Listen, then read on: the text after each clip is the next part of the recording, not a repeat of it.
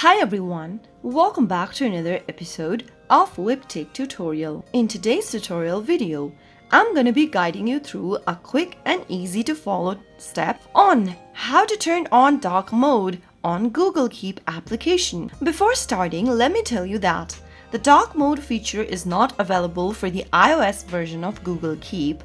However, you can enable dark mode for Google Keep on your Android device. So go ahead and open up Google Keep application from your Android phone. Also make sure that you're logged into your Google Keep account. Once you're inside the main home page, tap on the hamburger menu located at the top left-hand corner of your screen. In the expanded menu, tap on Settings. Now, look for the theme option under Display Options and tap on it. You can then select the light mode or the dark mode from the theme settings. Tap on the dark option in order to enable dark mode for your Google Keep application. And as you can see that, your theme has now been turned dark. If you are running Android 10, dark mode will be enabled automatically when you turn on the system-wide dark theme. If your device is not running Android 10, you will have to manually switch on the dark mode for each application, including Google Keep. So that's how you can easily enable or turn on